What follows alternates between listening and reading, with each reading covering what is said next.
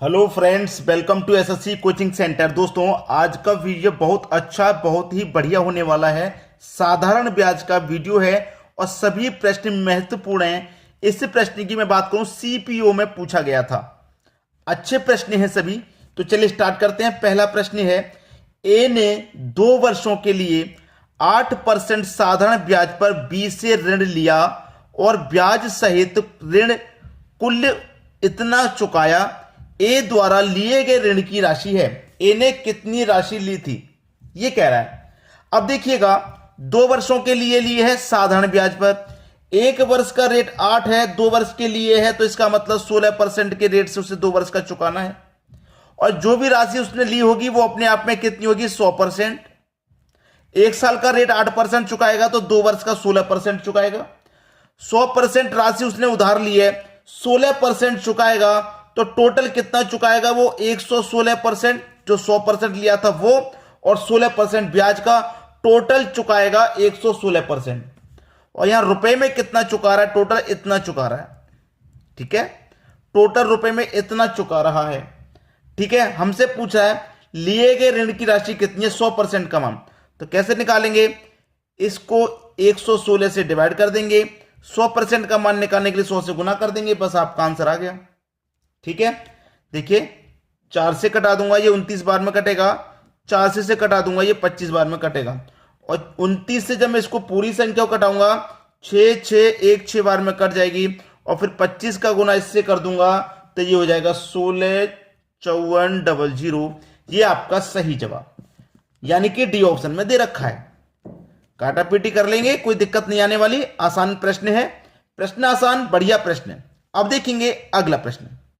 अगला प्रश्न है, 5 वर्ष में निवेश की गई राशि और प्राप्त मिश्र धन का अनुपात 5:8 है। ब्याज की दर ज्ञात करें। देखिए, ये प्रिंसिपल हो गया, ये अमाउंट हो गया। प्रिंसिपल का अनुपात 5, अमाउंट का अनुपात हो गया 8। इतना क्लियर है। हमसे जो बात कही गई है पहले उस पर ध्यान दीजिए। हमसे कहा गया है कि 5 वर्ष में निवेश की गई राशि, कितने वर्ष में, 5 वर्ष में निवेश की गई राशि और प्राप्त मिश्र धन का जो अनुपात है वो 5:8 है। ब्याज की दर ज्ञात करें। ब्याज की क्या करनी है, हमें दर ज्ञात करनी है। कि आपको राशि पता है कितनी है, प्रिंसिपल आपको दे रखा, नहीं दे रखा। जब प्रिंसिपल आपको मालूम है, नहीं दिया जाता है, तो हम क्या मान लेते हैं, उसे 100 मान लेते हैं। साधारण ब्याज में 100 मान लेंगे। प्रिंसिपल मेरा यहां 5 है और मैं उसे 100 मान लूंगा। प्रिंसिपल जब नहीं पता है 100 मान लूंगा, तो 5 से 100 कितने गुना पर हो जाएगा, 20 गुना पर। जब प्रिंसिपल 20 गुना हो जाएगा तो आपका जो अमाउंट है वो भी 20 गुना हो जाएगा। तो 20 गुना हो जाएगा तो कितना हो जाएगा, 160। अब कोई राशि 100 से 160 हो गई, कितनी बढ़ गई, 60 रुपया बढ़ गई। ठीक है, कितनी बढ़ गई, 60। कितने समय में बढ़ रही है, 5 वर्ष में तो हो रही है ये। तो 5 वर्ष की वैल्यू 60, तो 1 वर्ष की वैल्यू कितनी हो जाएगी, 12। 1 वर्ष की 12, यानी कि डी ऑप्शन आपका बिल्कुल सही जवाब। क्लियर, सभी को आसानी से समझ में आ गया। अब देख लेंगे अगला प्रश्न। अगला प्रश्न है आपका, एक धनराशि को y% वार्षिक साधारण ब्याज की दर पर 3.1/2 वर्ष के लिए निवेश किया जाता है। ठीक है, इसे y+4% वार्षिक साधारण ब्याज पर निवेश किया गया होता तो 4,452 अधिक ब्याज प्राप्त होता। मूल धनराशि ज्ञात कीजिए। देखिए, पहले तो हमारे पास y% था, लेकिन y में हमें क्या कर दिया, 4 जोड़ दिया। y में 4% जोड़ दिया। ठीक है, y में क्या कर दिया, 4% जोड़ दिया। कितने समय के लिए है, 3.1/2 के लिए। जब 1 वर्ष का 4 है तो इतने वर्ष का कितना हो जाएगा, 2 त्रिक का 6, 6 में जोड़ देंगे 7/2, यानी कि 3.5। 7/2 का मतलब 3.5। तो कितना समय हो जाएगा भाई, 4 का 3.5 से गुना कर दो, 14%। जब 1 वर्ष का 4% तो 3.5 वर्ष का 14% हो जाएगा। तो 14% की वैल्यू हमें यहां कितनी दी गई है, 4,452। 4,452 अधिक ब्याज प्राप्त हो रहा है। ये 4,452 अधिक क्यों हो रहा है, क्योंकि यहां पे 4% का रेट अधिक लग गया, इसलिए। तब 14% की वैल्यू इतनी है तो 1% की कितनी हो जाएगी भाई, 1% की हो जाएगी 14, वो 1% की हो जाएगी 4452/14, ये तो जाएगी। और 100% का मान निकालना है, 100 से गुना हो जाएगा, क्योंकि 100% का मान निकालना है तो 100 से गुना हो जाएगा। क्लियर सभी को? बस कट हो गया प्रश्न, कटा लीजिए। 14 से कटेगा तो 14 से कटा लो, 14 14 अट्ठे 14 थी 42, 2 बचेगा 25, ठीक है। 14 कम 14 कटेगा, कितना बचा? 6 और 5 11, 11 में 2 जोड़ेंगे 112। चलिए मैं 2 से कटा देता हूं सबसे पहले। 2 से कटेगा 7 बार में, 2 से कटेगा 2 दूनी का 4, 2 दूनी का 4, 2 दूनी का 4, 1 बचेगा 12, 2 छिक्के 12, ये कट गया। अब 7 से कटा देंगे इसको, 7 त्रिक का 21, 1 बचेगा 12, 7 एकम 7, 5 बचेगा 46, 7 अट्ठे 56, ठीक है। ये भी कट गया भाई 7 से। देखिए 7 त्रिक का 21, 1 बचेगा 12, 7 एकम 7, 5 बचेगा, 5 बच्चे लगा देंगे 56, 7 अट्ठे 56, 318 बार में गया। अब 318 का गुना भैया कर दो 100 से, तो 318 और 2 जीरो आ जाएंगे, बस 31800। 31800 यानी कि बी ऑप्शन क्या हो जाएगा? आपके प्रश्न का बिल्कुल सही जवाब हो जाएगा। अच्छे से समझ में आ गया? अब देखेंगे अगला प्रश्न। अगला प्रश्न है, ए ने 31 दिसंबर 2011 को अपने मित्र बी से 2000 रुपए की राशि इस शर्त पर उधार ली कि वह 1 वर्ष बाद इसे 8% के साधारण ब्याज के साथ लौटा देगा, किंतु ए 1 जुलाई 2012 को ही धनराशि लौटाने की स्थिति में आ जाता है। इसे बी को कितनी राशि लौटानी है?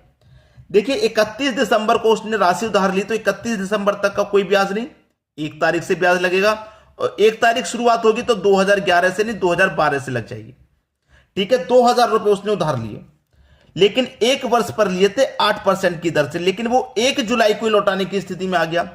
अब 1 जनवरी से 1 जुलाई तक, 31 के बाद जनवरी तो स्टार्ट हो जाएगी, तो 1 जनवरी से लेके 1 जुलाई तक कितना समय हो गया भाई? वो 6 महीने में स्थिति में आ गया लौटाने की में।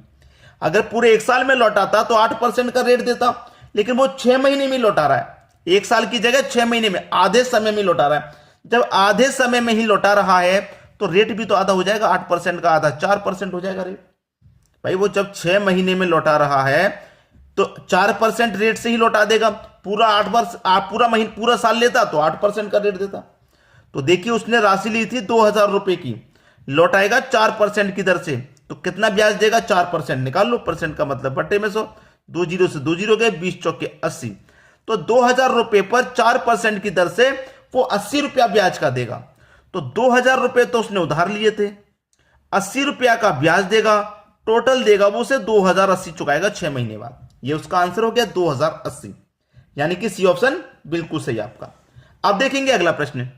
अगला प्रश्न है, कोई धनराशि 8% साधारण ब्याज की दर पर 35 वर्षों में स्वयं का 79/16 गुना हो जाता है, तो आर का मान क्या होगा?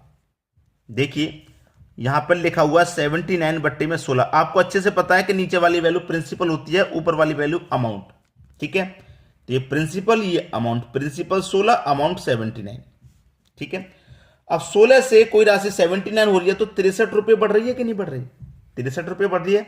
कितने वर्षों में बढ़ रही है? ये 35 वर्षों में बढ़ रही है। 35 वर्ष में 63 रुपए बढ़ रही है, ठीक है। तो आर का मान बताना, रेट बताना किस रेट से बढ़ रही है, ठीक है। तो क्या करेंगे, इस 63 में इस 35 से डिवाइड कर देंगे, ठीक है। अब यहां पे प्रिंसिपल हमारा कितना, लाभ हानि जो निकलता है वो सब रेट पे ही निकलता है। प्रिंसिपल पे प्रिंसिपल हमारा 16, और रेट यानी कि प्रतिशत के लिए क्या करेंगे, 100 से गुना कर देंगे, कटा लो। 7 पंजे 35, 7 निमे का 63, 5 से 100 कट जाएगा 20 बार में, 4 चौके 16, 4 पंजे 20, 9 पंजे 45, बट्टे में क्या है 4, कटा दो भाई।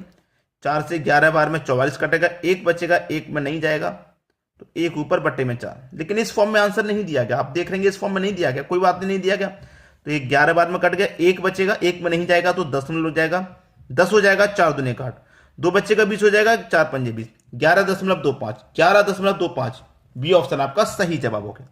क्लियर सभी को? अब देख लेंगे अगला प्रश्न।